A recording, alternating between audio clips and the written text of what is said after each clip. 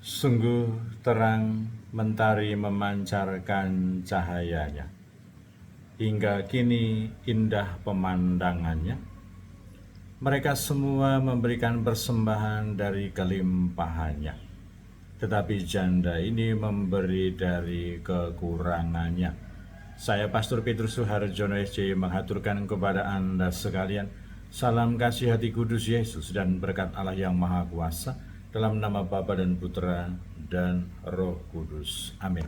Pada kesempatan ini bersama-sama kita akan mendengarkan dan sekaligus merenungkan bacaan Injil dari Injil Lukas bab 21 ayat 1 sampai 4. Bacaan Injil ini juga menjadi bahan permenungan kita dalam perayaan Ekaristi Hari Biasa Pekan Biasa ke-33, Senin 24 November 2025, gereja mengadakan peringatan wajib Santo Andreas Dunglac, seorang imam dan kawan-kawan martir dari Vietnam.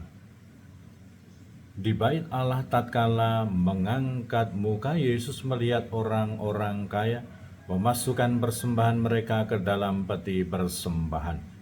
Ia melihat juga seorang janda miskin memasukkan 2 peser ke dalam peti itu. Maka Yesus berkata, "Aku berkata kepadamu, sesungguhnya janda miskin ini memberi lebih banyak daripada semua orang itu. Sebab mereka semua memberikan persembahannya dari kelimpahannya, tetapi janda ini memberikan dari kekurangannya, bahkan ia memberikan seluruh nafkahnya." Demikianlah sabda Tuhan, terpujilah Kristus. Saudara-saudari yang terkasih, selamat pagi. Bagaimana kabar Anda hari ini? Semoga selalu sehat, berbahagia, bergembira, bersukacita luar biasa, dan senantiasa merasakan kasih dan penyertaan Tuhan di hari yang baru ini. Semoga Anda sekalian, kita semua tetap setia dan tekun, saling mendukung dan mendoakan satu sama lain, supaya kita diteguhkan dalam iman, dikokohkan dalam harapan, dan dikobarkan dalam kasih kita kepada Allah dan juga kepada sesama. Kita berdoa untuk mereka yang sudah tua, yang lansia, yang sakit. Kita berdoa untuk mereka yang masih kecil, yang masih dalam masa pertumbuhan, juga mereka yang masih ada di dalam kandungan. Kita berdoa untuk mereka yang masih di bangku pendidikan, dan kita juga berdoa untuk mereka yang sudah selesai sekolah dan sedang mencari pekerjaan dan juga teman hidup yang tepat. Kita juga berdoa untuk mereka yang terus aktif ambil bagian dalam kegiatan pelayanan pastoral untuk kemuliaan Tuhan dan keselamatan sesama. Kita juga berdoa untuk pribadi-pribadi dan keluarga-keluarga yang menghadapi persoalan-persoalan di dalam pribadi dan keluarga mereka. Semoga Tuhan sendiri yang menghibur, membimbing, menolong, menguatkan, supaya menemukan solusi dan jalan keluar yang terbaik. Kita juga berdoa untuk mereka semua yang sudah meninggal. Semoga berbahagia bersama dengan para kudus di surga. Juga selamat merayakan pesta nama pelindung bagi Anda sekalian, pribadi-pribadi, keluarga-keluarga, kompas-kompas, wilayah-wilayah, stasi-stasi, dan paroki-paroki, dan komunitas umat beriman yang bernaung di bawah nama Santo Andreas Dunglac. Semoga berkat doa dan teladan Santo Andreas Dunglac, kita akan semakin dikobarkan dan dikuatkan dalam upaya kita untuk senantiasa mengikuti Kristus, menjadi saksi-saksi Kristus, menjadi garam, menjadi terang bagi dunia dalam semua situasi kehidupan kita.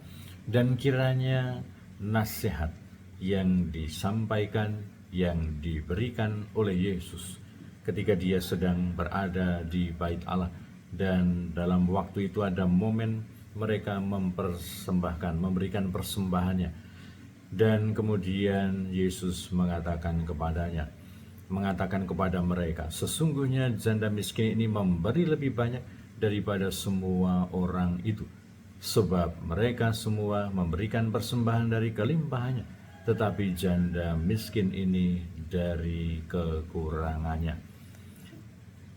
ada semangat kebaikan hati di dalam diri kita, di dalam setiap pribadi beriman dan percaya kepada Kristus. Tetapi kadang-kadang juga ada keraguan-raguan, ada kekhawatiran, ada kecemasan.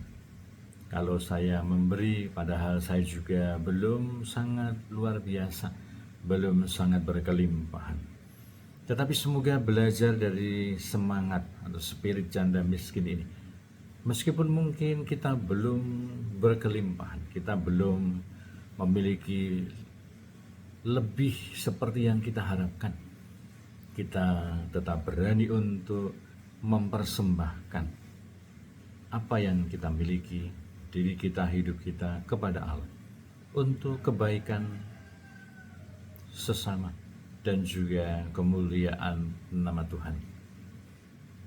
Tentu saja ini sangat berguna untuk mengikis, melepaskan semangat egoisme dan juga semangat kelekatan kepada apa yang kita miliki, seolah-olah kita terbelenggu dengan sikap kurang rela karena alasan kita belum berkelimpahan, kita belum luar biasa, kita belum hebat sekali. Waktu kita tidak banyak. Kalau kita menunggu kita sampai berkelimpahan, sampai kita hebat sekali, baru kita akan mempersembahkan apa yang kita miliki untuk kemuliaan Tuhan dan keselamatan sesama. Maka apapun situasi kehidupan kita, semoga kita juga ikut ambil bagian dalam kegiatan pelayanan untuk kemuliaan Tuhan dan keselamatan sesama. Kita pasti memiliki sesuatu yang baik, yang bisa kita berikan, yang bisa kita persembahkan. Waktu kita, tenaga kita, kemampuan kita, kelebihan kita, bakat-bakat kita. Intinya kita dengan semangat kebaikan hati dan kerelaan, kita memberikan untuk Tuhan, untuk sesama, untuk orang-orang sekitar kita, untuk dunia, supaya nama Tuhan dimuliakan, supaya kita belajar berani memberikan, mempersembahkan diri kita untuk Tuhan dan untuk sesama. Dan kiranya bahwa dalam rangka bersedekah, berderma, ada nilai lain yang mau ditawarkan oleh Yesus melalui kisah tentang janda itu. Semoga kita tidak hanya memberikan dari sisa-sisa, setelah kita mau dan ambil semua, lalu sisanya baru kita memberikan, baru berderma. Tidak. Tetapi seperti yang dikatakan oleh Yesus tadi, dia memberikan dari kekurangannya, bahkan ia memberikan seluruh nafkahnya. Ada nilai pengorbanan, ada sesuatu yang seolah-olah bisa sampai mengusik dan mungkin mengurangi kenikmatan, kenyamanan untuk dipersembahkan kepada Allah, untuk dipersembahkan kepada sesama. Maka semoga kita cukup serius dalam rangka untuk memberikan persembahan, memberikan derma kita. Sekali lagi, berdasarkan dan menimba dari semangat janda miskin yang dipuji oleh Yesus hari ini, kita memberikan, kita berderma, kita bersedekah, bukan hanya karena setelah sisa-sisa, setelah kita pakai, kita gunakan semua, atau hanya sebagian sangat kecil. Dan tentu saja ini kita sendiri yang tahu seberapa. Tetapi semoga kita merefleksikan kembali, merenungkan kembali. Tentu saja pernyataan ini, kalimat ini, permenungan ini bukan untuk menyudutkan, menyalahkan kita, menyalahkan pihak-pihak tertentu, tetapi mau mengajak kita untuk masuk ke dalam kerohanian yang lebih mendalam, hidup batin yang lebih mendalam, untuk masuk ke dalam kehidupan kita secara tulus, secara jujur.